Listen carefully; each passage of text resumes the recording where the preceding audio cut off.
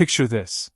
It's 1968, and you're standing trackside at Orange County International Raceway. The air is thick with nitro fumes and tire smoke, and every single person in that crowd is watching the same thing.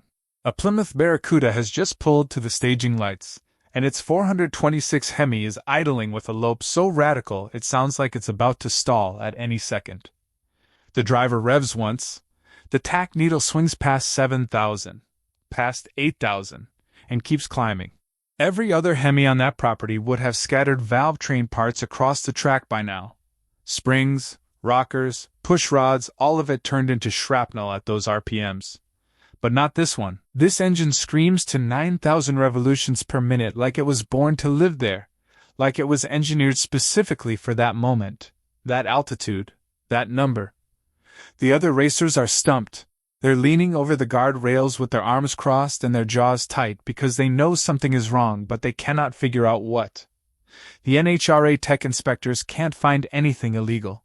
They've checked everything twice. And Chrysler's own engineers, the men who designed the Hemi from scratch, who signed off on every bore and gallery and passage inside that block, they have absolutely no idea what is happening under that hood. And here's the thing. That mystery didn't last forever. But the story of how it got solved, and what it revealed about one of the most legendary engines ever bolted between two fenders, that story changed drag racing, changed engine building, and honestly changed the way serious engineers think about oiling systems to this day. This is Legacy Engines, and I spend way too much time thinking about the hidden mechanical secrets that shaped American motorsport history. If you're someone who lives and breathes classic muscle car engineering, drag racing history, and the kind of backroom innovation that never made the press release, make sure to hit the subscribe button and give this video a thumbs up if this helps you out. Now before we get into what Sox and Martin actually did, and we're going to get into every detail, we need to talk about the 426 Hemi itself, because you cannot appreciate the solution without first understanding the problem, and you cannot understand the problem without knowing exactly what kind of engine we're dealing with here. The 426 Hemi was not just another big block, it was Chrysler's nuclear option. Born from their NASCAR program and unleashed on the street in 1966, wearing a factory rating of 425 horsepower. Everyone in the industry knew that number was conservative. Wildly, almost embarrassingly conservative. Real-world dyno numbers put actual output closer to 470 horsepower with the dual 4-barrel setup, solid lifter cam, and those massive hemispherical combustion chambers that gave the engine its name and its identity. The Hemi was the undisputed king of American muscle. It wasn't close. But here's what most people don't realize about the Hemi's design. The architecture wasn't just big, it was philosophically different from everything else Detroit was building. The block was a massive casting of iron with bore centers spaced 480 inches apart, wider than any other production V8 of its era. That spacing allowed for 4.25-inch bores, giving each cylinder 53.25 cubic inches of displacement, 426 total across all 8. The deck height measured 10.725 inches, taller than most contemporary big blocks, and that extra height was there for a reason. It gave the engineers room to run a forged steel crankshaft with a 3.75-inch stroke without compromising the bottom end geometry. But the real magic, the thing that separated the Hemi from every other engine on the street or the strip, happened upstairs in those heads. The hemispherical combustion chamber design wasn't marketing language. It was a genuine engineering advantage. That shape allowed for massive valves, 2.25-inch intakes and 1.94-inch exhausts, positioned at opposing angles to create a cross-flow effect that conventional wedge chambers simply couldn't match. At high valve lift, a Hemi head could flow over 300 cubic feet per minute of air. Compare that to a contemporary Chevy big block sitting at maybe 250 CFM on its best day, and you start to understand why the Hemi owned the drag strip the moment it arrived. The valve train was equally aggressive from the factory. Solid lifter camshafts.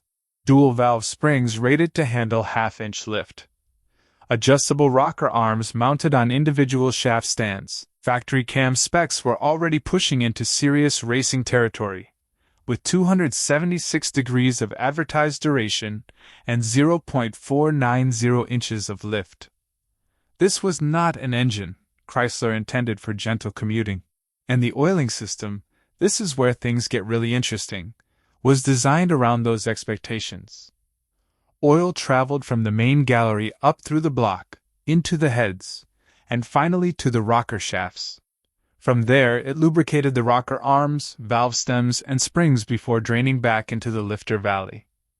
Chrysler's engineers designed that system for street use and occasional high RPM bursts. They validated it to 6,500 revolutions per minute in testing, pushing to 7,000 in extreme scenarios. At those speeds, the standard gear-type oil pump could deliver around 65 psi, which was more than enough for what the factory intended. The problem was that by 1968, superstock racing had evolved so far past what Chrysler intended that those two worlds barely had anything in common anymore. Superstock was the class where modified production cars were supposed to race with essentially stock engines. Supposedly. In reality, by the late 60s, it had become a highly sophisticated arms race where the rulebook was less a set of boundaries and more a creative writing prompt. Porting heads was illegal, but spending 40 hours hand-polishing the ports to remove every trace of casting flash? Completely fine, technically. Aftermarket cams were banned, but regrinding a stock cam to any profile you wanted as long as it looked stock to a visual inspection?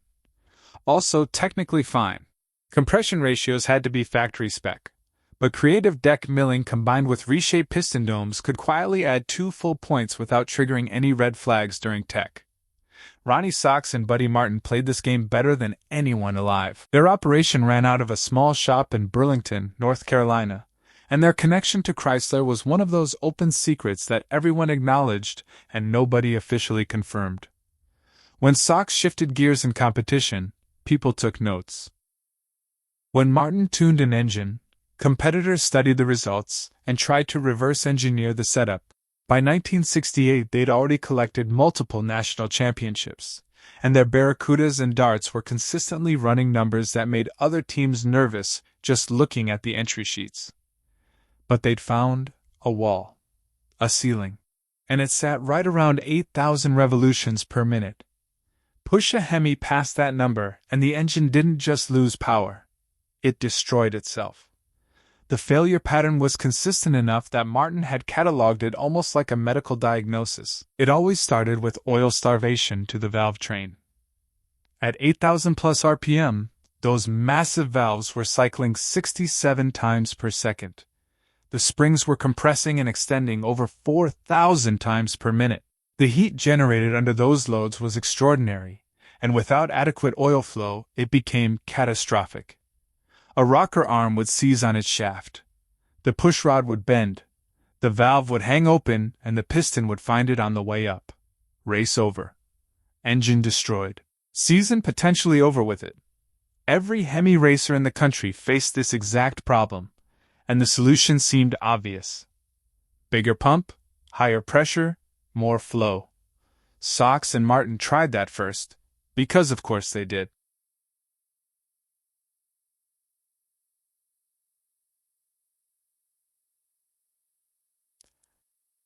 High-volume pumps, shimmed relief springs for elevated pressure, external oil coolers to manage heat. Nothing worked. The engine still failed at 8,000 revolutions per minute like someone had programmed it to self-destruct at that number. Oil pressure gauges showing 70, 80, even 90 psi made absolutely no difference. The valve train still starved. And that is when Buddy Martin had the kind of insight that separates genuinely brilliant engineers from people who are simply very good at following established procedures. The problem wasn't oil pressure, it was oil volume. Specifically, volume delivered to the right places at the right moment. Martin spent days doing something that most people in his position wouldn't have had the patience for. He studied the Hemi's oiling system the way a surgeon studies anatomy before attempting a procedure nobody has ever performed. He traced every passage with welding rod and compressed air, mapping the entire network from the pump inlet to the farthest rocker shaft. He measured diameters. He calculated flow rates. He sketched the entire system on paper and stared at it until the answer became obvious. And when it finally did, he understood why every high-pressure solution they'd tried had failed completely. The oil passages feeding the rocker shafts were sized for 6,500 revolutions per minute operation. That was the design point. That was the speed Chrysler's engineers had optimized for, because that was the speed the engine was supposed to live at during street use and occasional racing. At 8,000 revolutions per minute, those passages simply could not flow enough volume regardless of how much pressure the pump generated upstream. It was like trying to fill a swimming pool through a garden hose. You could crank the water pressure up as high as the pipes would allow, but the hose itself was always going to be the limiting factor. The pool would fill eventually, but not fast enough to matter when your rocker arms needed oil right now, at this RPM, in this fraction of a second. The fix required surgery. Deep surgery. The kind that left no visible evidence from the outside. Martin pulled a fresh 426 block and started drilling. Not randomly, not experimentally, but with the kind of surgical precision that comes from understanding exactly what you're trying to accomplish and exactly where the restriction lives. He identified 4 critical areas where oil flow was being choked off before it could reach the components that needed it most desperately at high RPM. The passages from the main gallery to the cam bearings were the first target. These were the primary highway for oil moving from the pump toward the top of the engine, and they were undersized for the flow rates Martin needed. The feeds from the cam bearings up to the heads came next. Then the passages through the deck surface where the block and heads met, and most critically, the feeds into the lifter valley itself, where oil needed to arrive in sufficient quantity to keep the entire upper valve train alive at 9,000 RPM. Using a combination of aircraft-grade drill bits and custom ground reamers he'd made himself, Martin enlarged these passages by roughly 40% throughout the critical areas. A passage that measured 5/16 of an inch became 7/16. The feeds to the lifter valley, originally 1/4 inch, were opened to 3/8. The math sounds simple when you describe it that way, but the execution required an intimate understanding of where those passages ran through the casting, how close they came to water jackets and structural walls, and how much material could be removed before the block itself became compromised. Get it wrong and you crack into a coolant passage. Get it wrong in a different spot and you weaken a main bearing bulkhead. Martin got it right every single time. But here is the part of this story that explains why it took the racing community 2 full years to figure out what was happening. Every single modification was completely internal. Once the engine was assembled, you could not see any of it. Not from the outside of the block, not from underneath with the oil pan removed, not from above with the intake manifold pulled, not even with the heads off and the block sitting naked on an engine stand. The modifications were invisible to any inspection that didn't involve inserting measuring instruments directly into the oil passages themselves, and in 1968, nobody was doing that during tech inspection because nobody had ever thought to modify those passages in the first place. Tech inspectors checked the things that racers had historically modified: displacement, compression, cam lift, carburetor size, header dimensions, valve sizes. The internal geometry of the oil galleries wasn't on anyone's checklist, because it had never been on anyone's radar as a performance modification. Martin didn't stop with the passage enlargements, though. That would have been enough to win races, but Martin wasn't thinking about winning races. He was thinking about building an engine that nobody could match and nobody could understand, and that meant going further than the obvious solution. He added cross-drilling between galleries, creating redundant oil pathways throughout the block. If one passage reached its flow limit at extreme RPM, oil would find an alternative route through the network and still arrive at the rocker shafts in time. He drilled additional drainback holes in the heads, preventing oil from pooling in the valve covers at high RPM, where centrifugal effects could cause it to accumulate away from the drain passages and starve the valve train from the top down rather than the bottom up. Every modification was hidden inside the casting. Every modification addressed a specific failure mode that Martin had identified through careful analysis. and every modification was completely undetectable without disassembling the engine and measuring its internal geometry with precision instruments. The first engine built with these modifications went on the dyno, and what happened next is the kind of moment that engine builders remember for the rest of their lives. Martin pushed it carefully at first, watching oil pressure, watching temperatures, listening to the valve train. At 8,000 revolutions per minute, the point where every previous Hemi had shown stress, the engine was smooth. Oil pressure was holding. Temperatures were stable.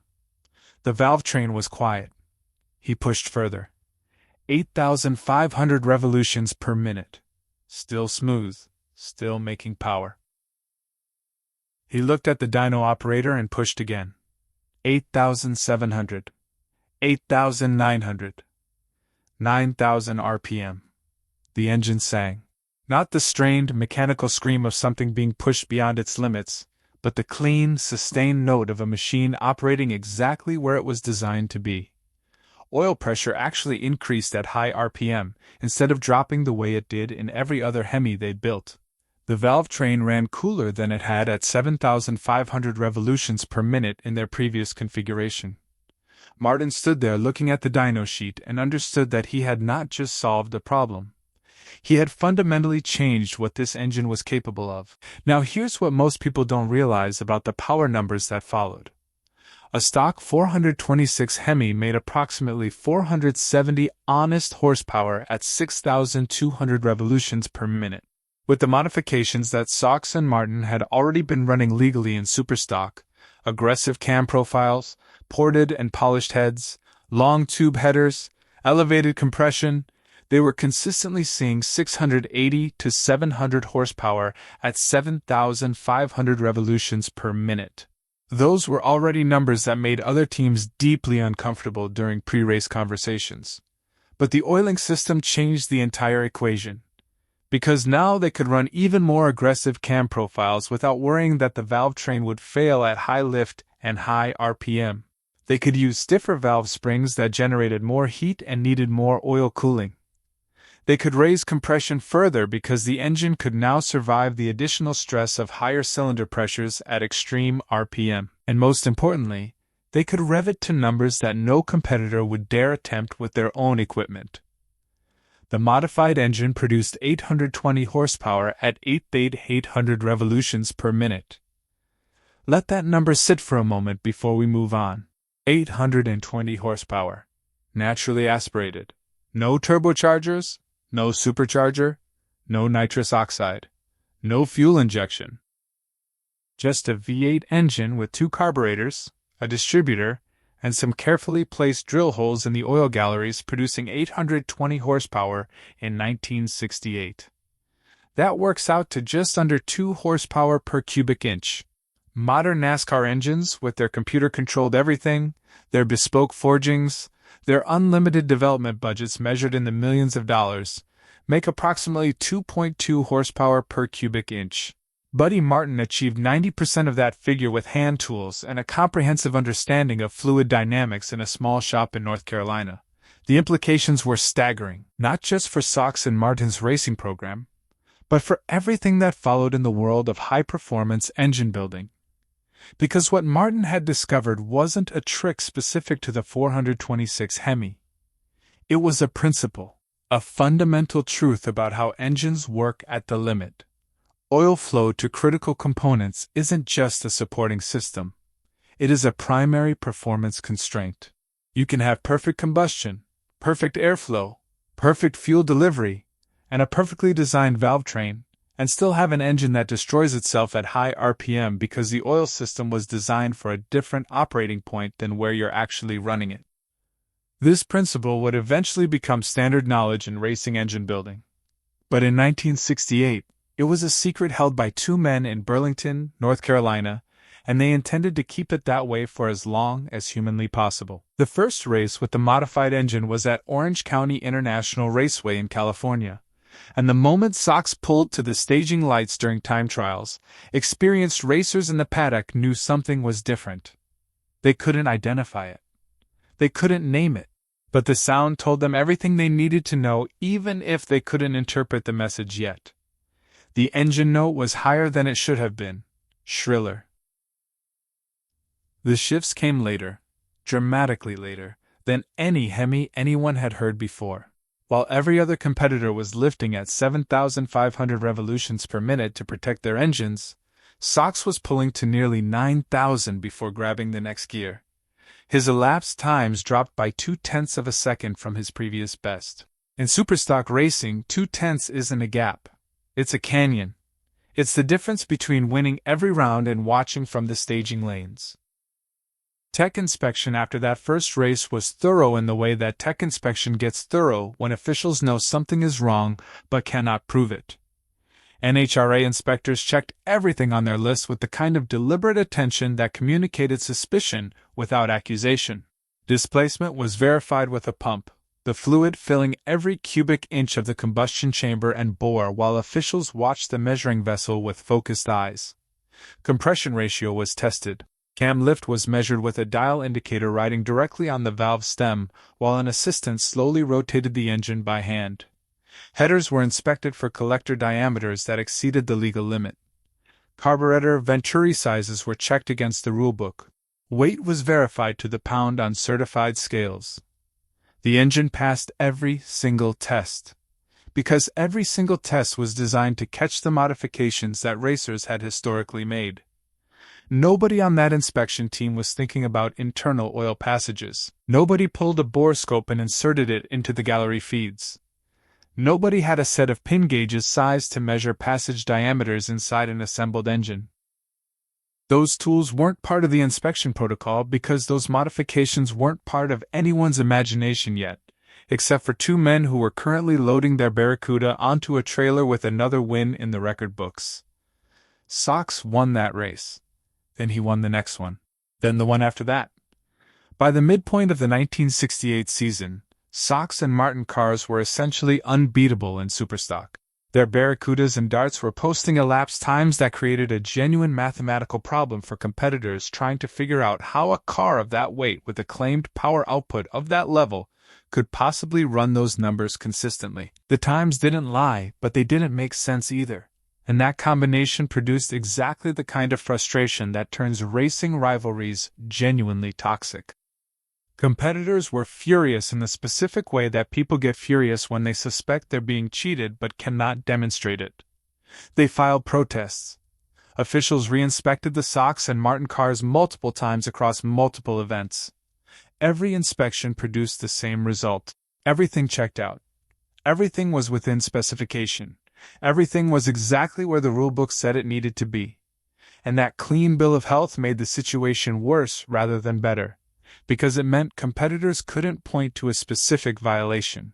They could only point to results that shouldn't have been possible and demand an explanation that nobody could provide. Now you might be thinking that Chrysler's factory engineers would have figured this out quickly given their intimate knowledge of the engine's design. Here's where it gets really interesting. Because they didn't. Chrysler sent factory representatives to investigate the Sox and Martin program the same way a manufacturer sends representatives when their product is being used to embarrass everyone else's product in a very public forum. These were serious engineers with serious credentials and direct access to every blueprint and casting specification for the 426 Hemi. They measured everything accessible on the Sox and Martin engines. They took photographs from every angle. They recorded audio samples of the engine running to analyze the note and try to identify what was different about the valve train timing or the combustion event. They found nothing outside of specification on anything they could reach with the tools they brought. The blocks had the correct casting numbers. The heads were factory pieces with no visible portwork beyond what any careful builder would do. The oil pump was a standard unit. The carburetor setup was within the legal parameters. And yet somehow these engines were doing something that Chrysler's own engineers had determined was mechanically impossible with this architecture. That gap between what the data said should happen and what was actually happening on the track represents one of the more fascinating moments in American motorsport history. Because what it reveals is that Martin had identified a limitation in the engine that the factory engineers had never encountered simply because they had never pushed the engine to the operating point where that limitation became catastrophic. Chrysler tested the Hemi to 6,500 revolutions per minute during development. They validated durability at 7,000 in extreme scenarios. The oiling system worked perfectly at those speeds, so it was signed off and never reconsidered. Martin ran it to 9,000 and discovered that a system which worked perfectly at the design point became a fatal constraint, 1,000 RPM higher. This is actually a pattern that repeats throughout engineering history, and it's worth pausing on for a moment because it explains why innovations like this keep happening in racing environments specifically. Engineers design systems to meet defined requirements. Those requirements are established based on the intended operating conditions. When someone uses the system outside those conditions, they encounter failure modes that the original engineers never modeled because they never imagined the system would be used that way. Racing creates exactly this dynamic constantly, because racers are always pushing hardware beyond its intended purpose. And the ones who push most intelligently, who understand why the failure is happening rather than just observing that it happens, those are the ones who find solutions that nobody else can see. Martin understood the failure. He understood it at a level that went beyond observation into genuine mechanical insight. And that understanding produced a solution that was simultaneously obvious once you knew what you were looking for, and completely invisible to everyone who didn't know where to look. The psychological dimension of what Sox and Martin were doing during this period is something that doesn't get discussed enough when people tell this story. The mechanical advantage was real, and it was significant. But the psychological warfare they conducted on the starting line was almost equally effective as a competitive weapon. Sox developed a specific routine during burnouts, at events where he knew the field was watching closely. He would bring the engine up to 8,500 revolutions per minute during the tire heating process, holding it there for several seconds while the tires spun and the crowd reacted to the engine note. Then he would stage the car and sit at the line while competitors pulled alongside. He didn't need to say anything. The engine spoke for him. Every racer in that other lane had a Hemi of their own. Every one of them knew exactly what 8,500 revolutions per minute felt like in terms of mechanical stress. They knew the valve train was on the edge of survival at that number. They knew that if they tried to match that RPM in competition, their engine would likely not survive the run. So they had a choice before the tree even activated. They could shift early and leave power on the table, or they could chase Sox's shift point and risk destroying an engine that cost more than most people made in 3 months. Most of them shifted early, and then they watched the Barracuda pull away in a manner that confirmed their worst suspicions about what was happening under that hood, even if they couldn't explain the mechanism.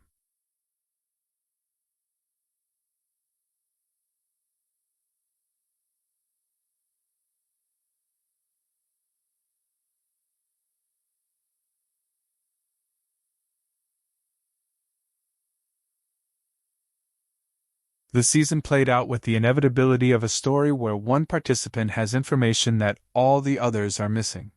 Sox and Martin won the 1968 NHRA Superstock Championship. They came back in 1969 and won it again.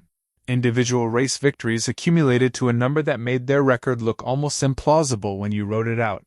Chrysler, unable to explain the results through conventional engineering analysis, increased their unofficial support of the program in the way that factory involvement in racing has always worked when results are good. New cars arrived at the Burlington shop before other racers could even place orders through normal channels.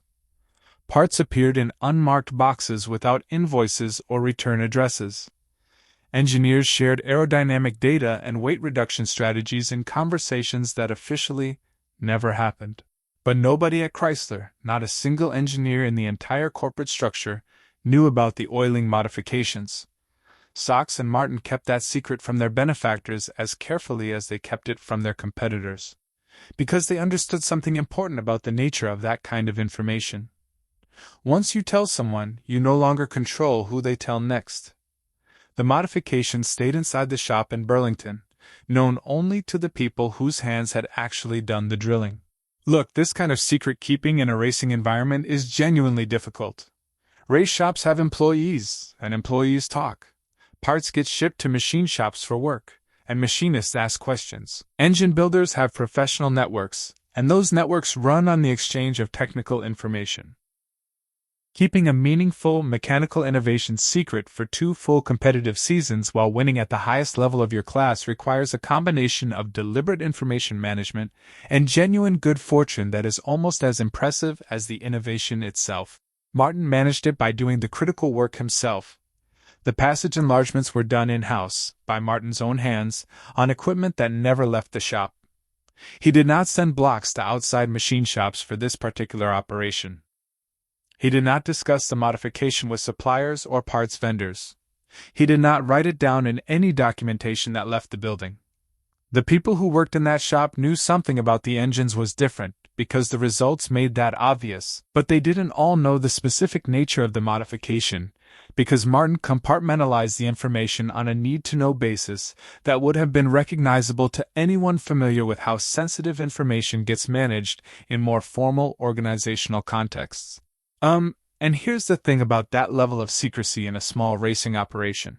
It creates its own vulnerabilities. Because the fewer people who know something, the more valuable that knowledge becomes to anyone who wants it. And the more valuable information is, the more motivated someone becomes to obtain it by means that aren't entirely straightforward. Which brings us to late 1969, and the moment when the wall around that secret developed its first crack. The crack in the wall came from the most predictable source imaginable. Not from a competitor's engineering breakthrough. Not from an NHRA investigation armed with new inspection tools. Not from a Chrysler engineer who finally connected the right dots after 2 years of studying the problem.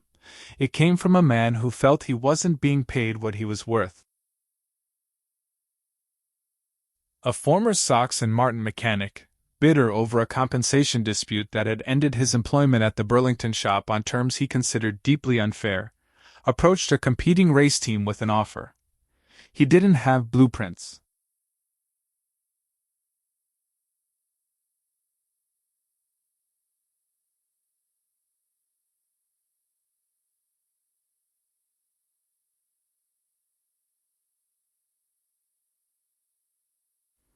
He hadn't personally performed the critical modifications or taken measurements of the finished passages while he worked there. He couldn't hand them a specification sheet with drill diameters and passage locations mapped to factory coordinates. But he had something more valuable than specifications in that particular moment. He had direction. He knew where to look.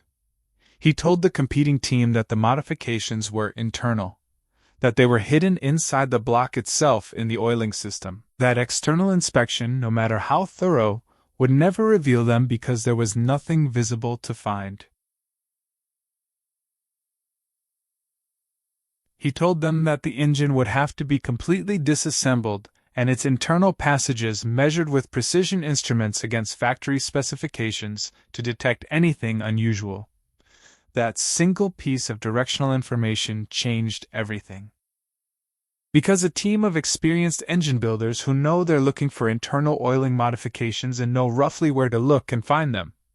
It takes time, it takes resources, and it requires sacrificing an engine to the investigation, but it's achievable. Without that direction, you could tear down a Sox and Martin engine 100 times and never think to measure the oil passage diameters because the concept of modifying them wouldn't occur to you. With the direction, it becomes a matter of systematic measurement rather than inspired insight. The competing team made a decision that required genuine commitment. They pulled a race-ready engine from one of their cars, an engine that represented a substantial investment of money and labor and time. And they began dismantling it with the methodical precision of people conducting a forensic investigation, rather than a routine rebuild. They weren't looking for worn components or failed parts. They were creating a baseline, a complete dimensional map of every oil passage, every gallery, every feed hole in an unmodified 426 block, measured with pin gauges and precision bore micrometers, and documented in writing with corresponding photographs. Then they sourced a Sox and Martin engine. This part of the story has always been slightly murky in terms of how exactly it was accomplished, but the result is clear. They got their hands on an engine that had been built in that Burlington shop, and they subjected it to the same dimensional mapping process they'd used to document their baseline. When they compared the two sets of measurements, The differences were immediately obvious and completely consistent with what the former mechanic had told them to expect. Passages that should have measured 5/16 of an inch measured 7/16. Feeds that should have been 1/4 inch were 3/8. Additional cross-drilled passages existed that weren't in the factory casting at all.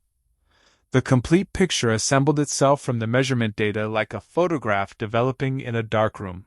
And when it was fully developed, everything that had seemed impossible about the Sox and Martin program became not just possible but inevitable.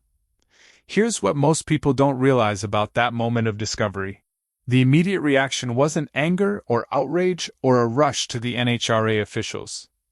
The immediate reaction was something closer to admiration mixed with the specific frustration of understanding you've been beaten by something genuinely brilliant. These were engine builders. They understood what they were looking at. They understood the insight required to identify the oiling system as the limiting factor when everyone else was focused on airflow and compression and cam profiles. They understood the precision required to execute the modification without breaching a water jacket or compromising a bearing surface. They understood the strategic elegance of hiding the modification in the one place nobody would think to look. They were furious, and they were impressed, and those two emotions competed with each other for a while before pragmatism took over.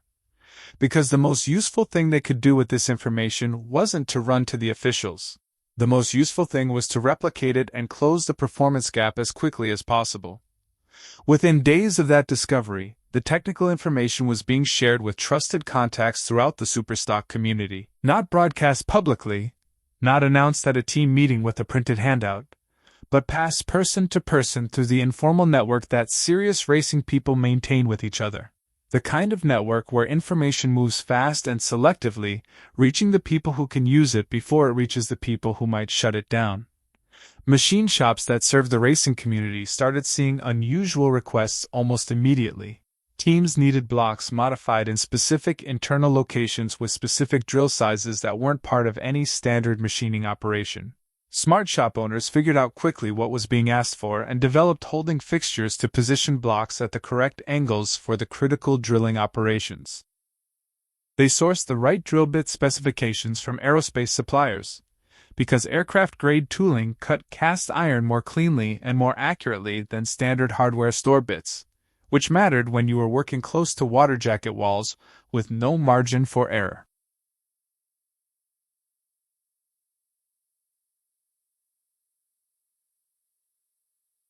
Within weeks, the modification that Sox and Martin had protected for nearly 2 full seasons was spreading through the superstock community with a speed that made those 2 years of secrecy feel almost poignant in retrospect. Teams that had been competitive but never dominant started posting elapsed times that reflected a fundamentally different engine capability. The gap that had made Sox and Martin's results look almost supernatural began to close. Not all the way, not immediately, because there were other elements of their program beyond the oiling modification that had taken years to optimize. But the impossible times started becoming merely excellent times, and that shift in the competitive landscape told Sox and Martin that the wall had come down. Here's the thing that makes this moment in the story philosophically interesting. Sox and Martin's response to the information leak wasn't panic. It wasn't a desperate attempt to develop some new secret modification that would restore the advantage overnight. Their response was the response of people who had anticipated this moment and prepared for it. Because while everyone else was scrambling to replicate version 1 of the oiling modifications, Buddy Martin had already been running version 2 in competition for months. The spray bars directed onto the valve springs, the direct feeds from the main gallery to the rocker shafts, bypassing the traditional route entirely. The experimental piston oil squirters that were still being refined, but were already showing measurable benefits in piston crown temperature management. Version 2 wasn't just an incremental improvement on version 1. It represented a completely different level of understanding about where thermal and mechanical stress concentrated in a high RPM Hemi and how directed oil delivery could manage those stress points before they became failure modes. The teams that were now excitedly drilling their blocks to match the first-generation specifications were essentially building 1968 technology in 1969. They were closing the gap to where Sox and Martin had been at the start of the previous season, but Sox and Martin had moved. The target had shifted while everyone was focused on hitting the old position. This is a pattern that repeats throughout racing history, and it's worth understanding clearly. The team that innovates first doesn't just win with the innovation. They win again with the next innovation because their understanding of the underlying problem is deeper than anyone else's. Martin hadn't just drilled some holes in a block. He had developed a comprehensive understanding of the 426 Hemi's oiling system behavior across its entire RPM range, including regions of that range that no other engine builder had operated in reliably enough to generate meaningful data. That understanding allowed him to see the second-generation improvements that weren't obvious to anyone working from the first-generation modification backward. Version 2 produced engine output numbers that made version 1 look conservative. Dynos that had shown 820 horsepower with the first modification set were now showing numbers approaching 870, with the spray bars and direct rocker feeds contributing to improved reliability at even higher operating speeds. More importantly, the consistency of those numbers across multiple engine builds confirmed that Martin had moved from experimentation into genuine mastery of the system. He could build an engine to a specific performance target and hit it reliably because he understood every variable well enough to control them intentionally, rather than managing them empirically. The NHRA's awareness of what was happening in the superstock engine building community grew gradually during this period. Officials knew that elapsed times across the class were dropping faster than any legitimate development curve could explain. They knew that multiple teams were suddenly running numbers that had been exclusive to Sox and Martin just months earlier. They knew that something had changed in how these engines were being built, and they knew they didn't know what it was, which meant their existing inspection protocols weren't adequate to catch it.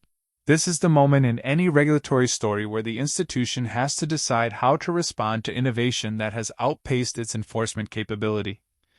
The NHRA's response was methodical, but not immediate. They began consulting with engine builders outside the competitive pool, people who understood Hemi architecture but weren't actively racing in the class, to try to identify what categories of modification could produce the observed performance improvements without being detectable by standard inspection methods.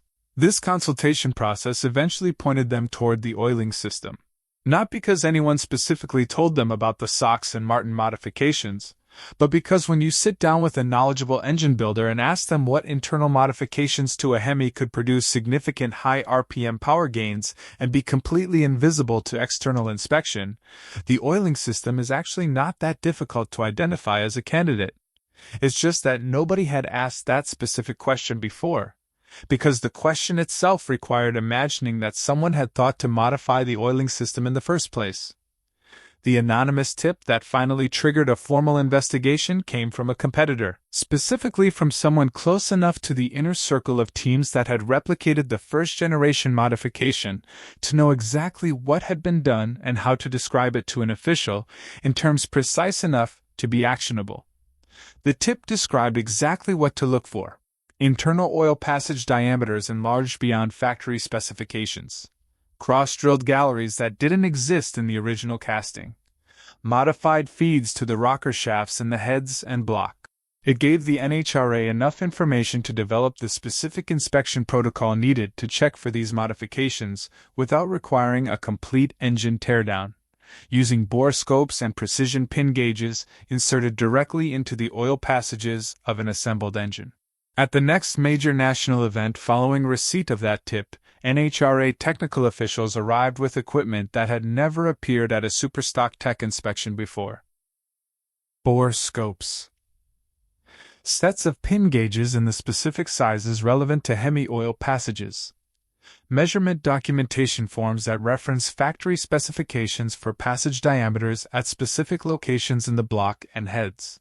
They performed spot checks on several engines in the class, selecting targets that included both the Sox and Martin cars, and several of the teams that had recently adopted the first-generation modification. The measurements didn't match factory specifications. Multiple engines in the class showed enlarged passages, But the Sox and Martin engines showed the most significant deviation from factory spec because they were running version 2, which incorporated modifications beyond what anyone else had yet discovered. The disqualification was immediate, and the rulebook update followed within weeks. Internal modifications to oil passages were explicitly banned. Any alteration to factory oil galleries, passage diameters, or drainback holes would result in immediate disqualification and suspension from competition. Inspection protocols were updated to include oil passage measurement as a standard part of superstock tech. Special tools were developed and distributed to inspection teams at national events. The arms race had shifted to a new arena, as it always does in racing when a specific category of innovation gets regulated out of existence. The ban on internal oiling modifications changed superstock racing in ways that went beyond the immediate competitive implications. It established a precedent that internal engine geometry, not just visible and measurable external components, was subject to regulatory scrutiny.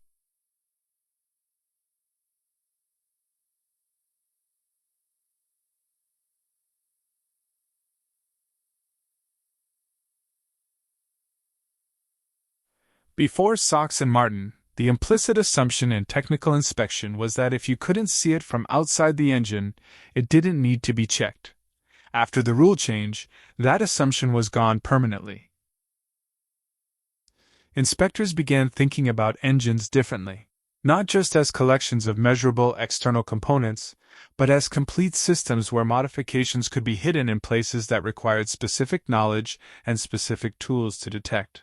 This shift in inspection philosophy made superstock and related classes significantly more difficult to innovate in going forward, because now the regulatory imagination had expanded to include the possibility of internal modifications that the original rule writers hadn't anticipated. Some people in the racing community viewed this as a necessary correction. The rules were supposed to produce racing between cars with essentially stock engines, and modifications to internal oil passages, regardless of how elegantly conceived, violated the spirit of that requirement, even if they didn't violate its letter at the time. Others viewed it as the predictable overreaction of a regulatory body that had been embarrassed by its own failure to catch something that had been happening under its nose for 2 full seasons. Both perspectives contained truth, which is usually how these situations work when you examine them honestly. Here's what most people don't realize about the aftermath of the ban. The modification didn't disappear. It migrated.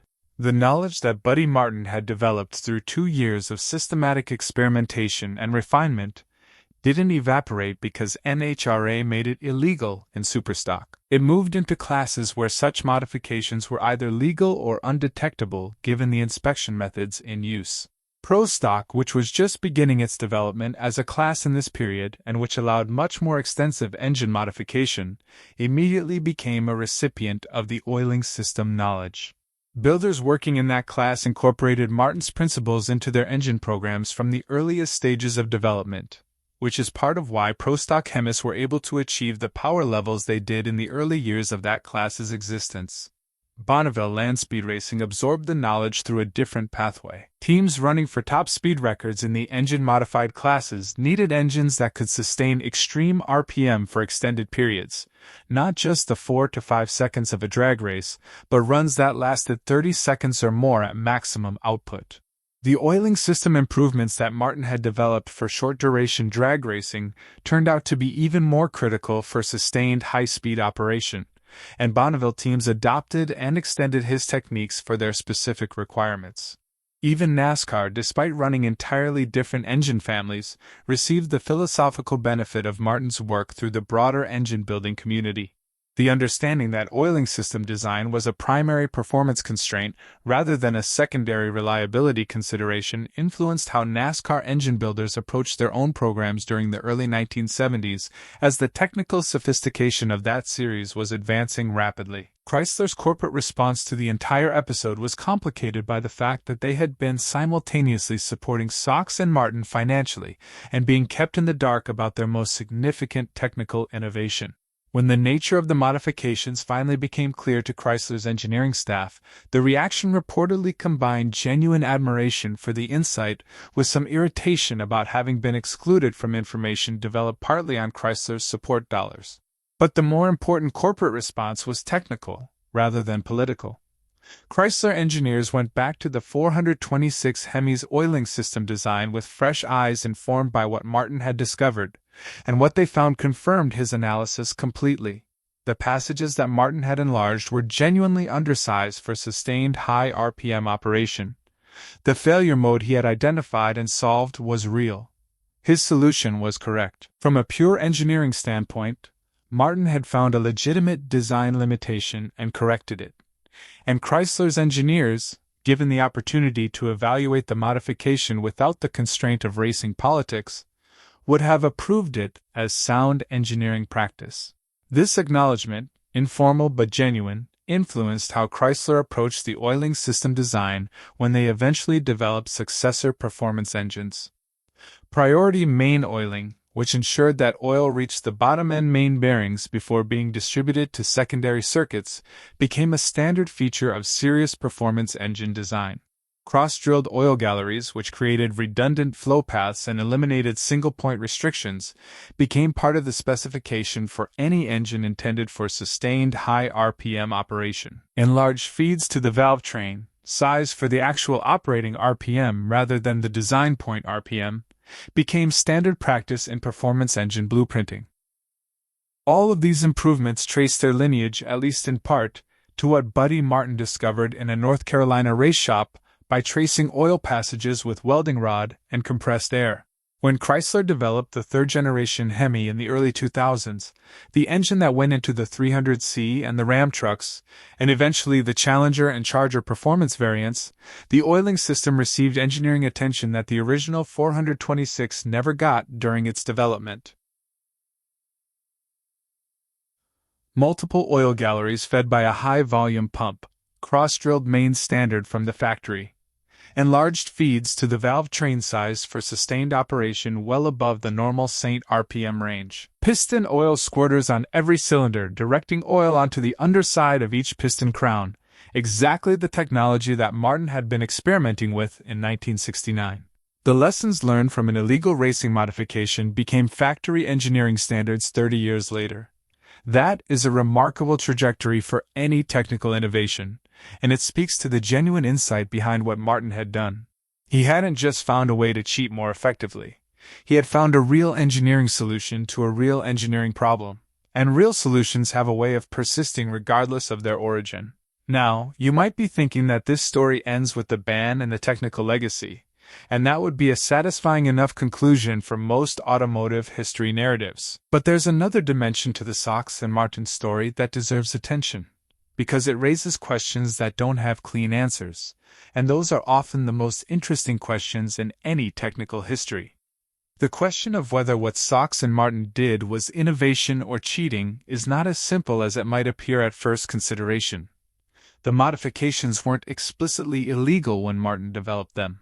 The rulebook at the time didn't mention internal oil passages because nobody had imagined that such modifications were possible or relevant.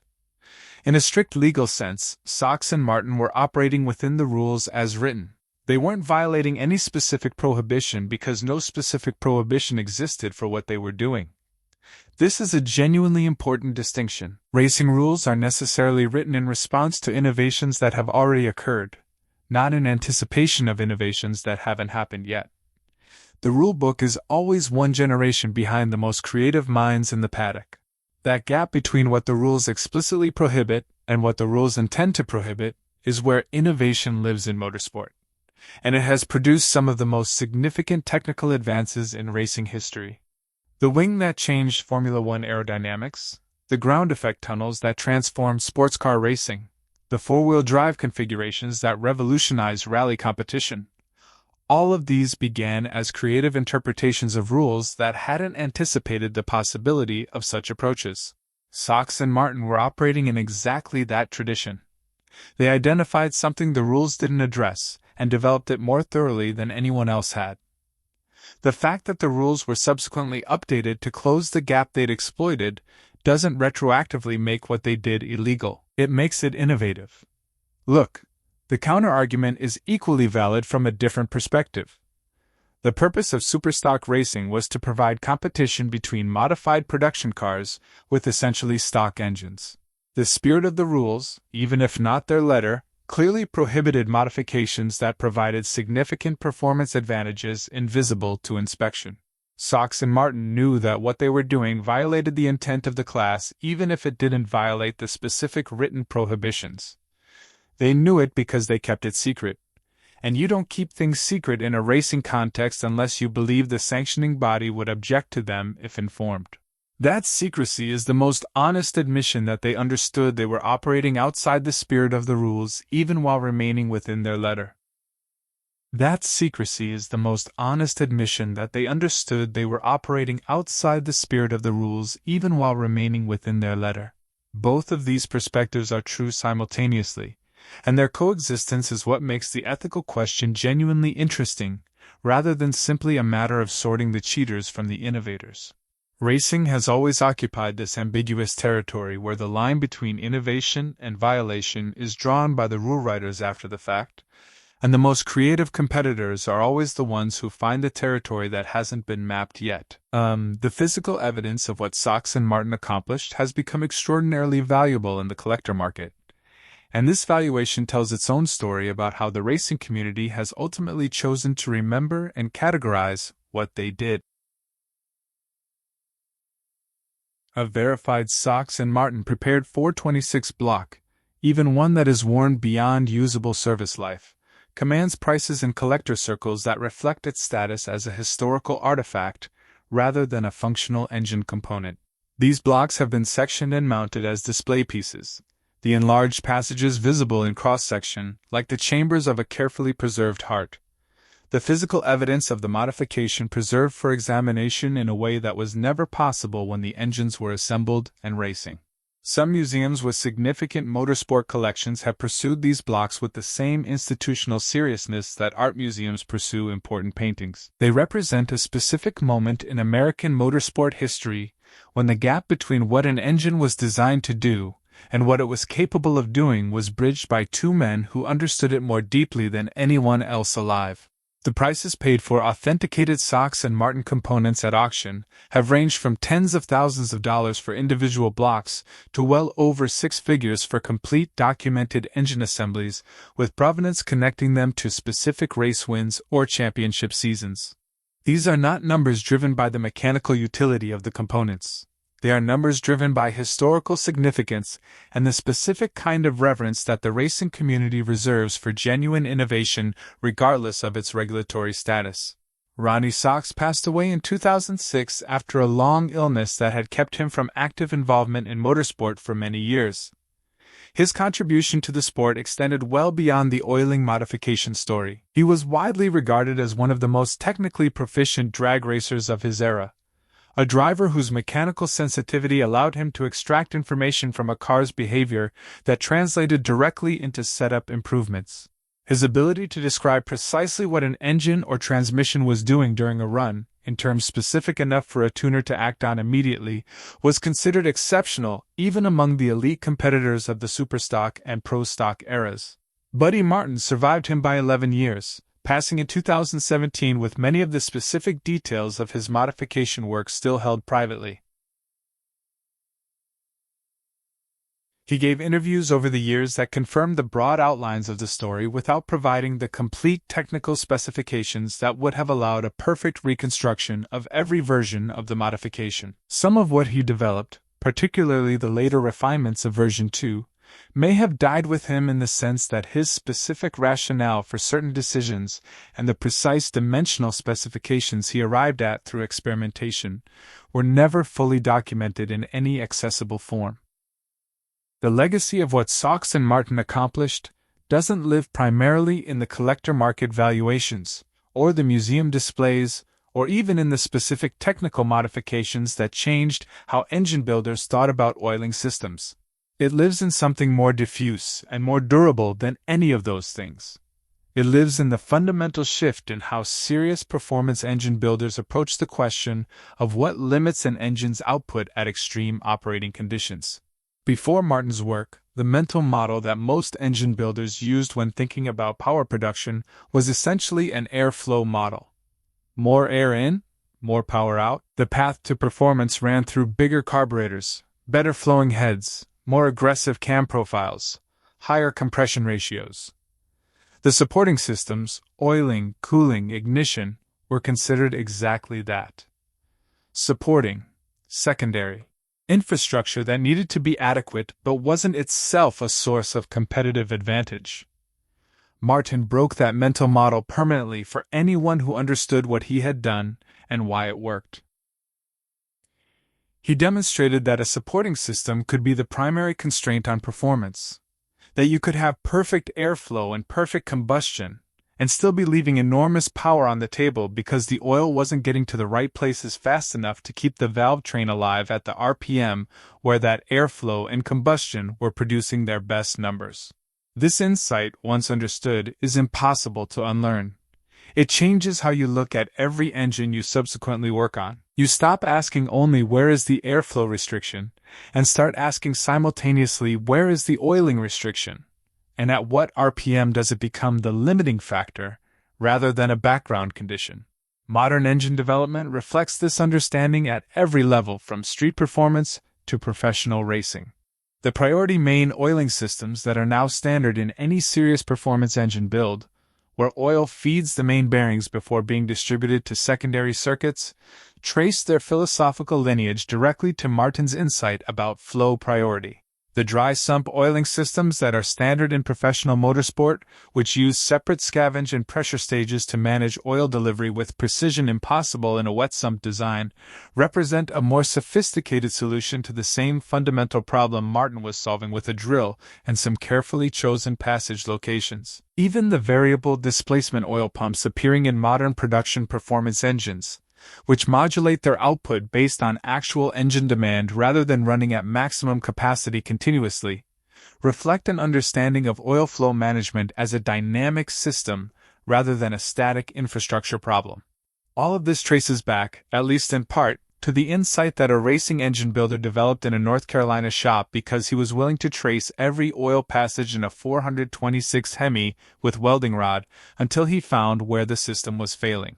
The 426 Hemi itself became more legendary because of the Sox and Martin story rather than less, which is an interesting outcome for a narrative that involves the engine being pushed well beyond its design parameters through modifications that were eventually banned.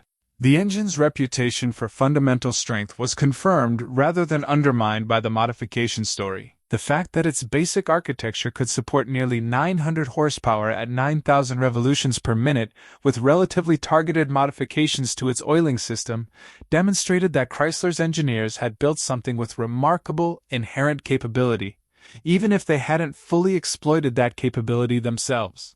Original 426 Hemi engines in any condition now command prices that reflect their status as icons of American automotive culture. Engines with documented racing provenance command significantly more. Engines with verified connections to the Sox and Martin program command the most, because they represent the intersection of iconic engineering and innovative racing history in a single object. The prices being paid for authenticated Sox and Martin Hemi components at serious collector auctions in recent years have surprised even experienced market observers. A complete engine assembly with documented provenance connecting it to a specific championship season sold at a major auction for well over $200,000. Individual blocks with verified modification work have brought prices that would have seemed absurd when those same blocks were being drilled in Burlington and loaded into race cars. This valuation reflects something important about how the automotive collector community has processed the ethical ambiguity of the Sox and Martin story. The market has essentially decided that the innovation dimension of what they did outweighs the regulatory violation dimension, and it has assigned value accordingly. Whether you agree with that judgment or not, the market's verdict is clear, and it has been consistent over time. Now here's where it gets really interesting from a broader historical perspective. The Sox and Martin story is not actually unusual in the history of technological development. though it is unusually well documented and unusually dramatic in its specifics. The pattern of an innovator identifying a non-obvious limitation in an existing system, developing a solution that works within or around the existing rules, dominating their competitive environment until the solution is discovered and regulated against, and then seeing their innovation absorbed into mainstream practice is a pattern that repeats across virtually every field where competition drives technical development. In aviation, the period between the world wars produced constant cycles of innovation, regulation, and absorption, as racing programs pushed aircraft performance beyond what the relevant authorities had imagined possible, and forced continuous updates to both the rules and the mainstream engineering practice. In pharmaceutical research, the development of new compounds often follows a similar cycle, where innovative approaches operate in regulatory gray areas until their effectiveness is demonstrated and they are either formally approved or prohibited. In financial markets, trading strategies that exploit gaps in existing regulation produce outsized returns until they are either closed by regulatory action or become standard practice after enough participants adopt them. Racing is perhaps the most transparent version of this cycle because the competition is explicit. The rules are written down, the violations are publicly adjudicated, and the technical innovations are eventually documented in the historical record. But the underlying dynamic is universal. Martin and Sox were doing what innovative competitors have always done in every field. They found the gap between what was explicitly prohibited and what was theoretically possible, and they filled it more completely than anyone else had managed to. The question of what happens to this kind of innovation in the modern racing environment is worth considering because the answer is genuinely different from what it was in 1968. Modern professional motorsport operates with a level of technical regulation that would have been unrecognizable to the participants in that Orange County staging lane. Formula One engines are specified down to the alloy compositions of individual components. NASCAR's engine program involves templates and seals and inspection protocols that leave almost no room for the kind of invisible internal modification that Martin developed. NHRA's current superstock inspection regime includes bore scope inspection of oil passages as a standard procedure at national events, a direct legacy of the Sox and Martin story. In this environment, the kind of innovation that Martin achieved through deep understanding of an undersupervised system is structurally much harder to accomplish. Not impossible, because the gap between rules and possibility always exists somewhere, but harder to sustain because the inspection apparatus is more sophisticated and the pool of technical knowledge available to inspectors has deepened enormously since 1968. The innovations that do occur in modern professional racing tend to be more subtle, more software-dependent, and more quickly discovered because the technical community is larger and more interconnected than it was when two men in North Carolina could keep a secret for 2 full seasons. Some people in the racing community view this increased regulation as a net negative for technical innovation, arguing that the restrictions that make cheating harder also make genuine innovation harder, and that the sport loses something important when every dimension of the engine is locked down by specification. Others argue that the increased regulation produces closer competition and that closer competition is the actual product that racing sells to its audience. Both perspectives have merit, and the tension between them will probably never be fully resolved, because it reflects a genuine conflict between two things that racing needs simultaneously. Freedom to innovate and fairness of competition exist in permanent tension with each other, and the rulebook is the imperfect instrument through which that tension is managed in each era. What Sox and Martin demonstrated more clearly than almost any other episode in American motorsport history is that genuine innovation finds the gaps regardless of how carefully the rules are written. Martin didn't set out to find a loophole. He set out to solve a problem that was limiting his engine's performance, and the solution he found happened to exist in a space the rules hadn't addressed. The loophole was a byproduct of the innovation, not its purpose. This distinction matters because it separates what Sox and Martin did from simple cheating, which is the deliberate exploitation of a known rule gap for competitive advantage without any underlying technical merit. What Martin did had enormous technical merit.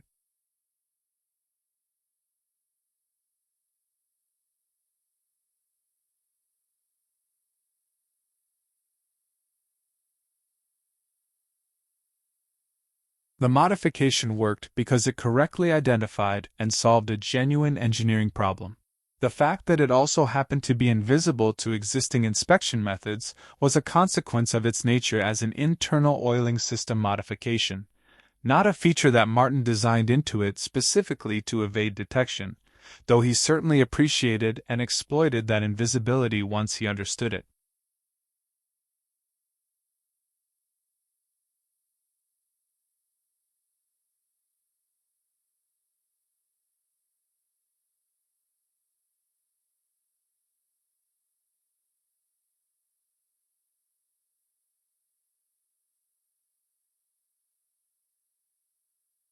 The story ends, as the best motorsport stories do, not with a clean conclusion, but with a set of questions that keep generating new answers as time passes and perspective accumulates.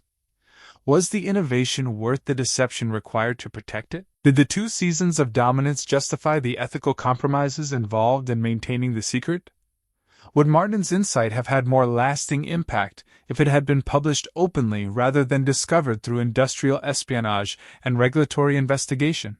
There are no definitive answers to these questions, which is precisely why the story remains compelling more than 50 years after that Plymouth Barracuda pulled to the staging lights at Orange County International Raceway and screamed to 9,000 RPM while everyone around it tried to figure out what they were hearing.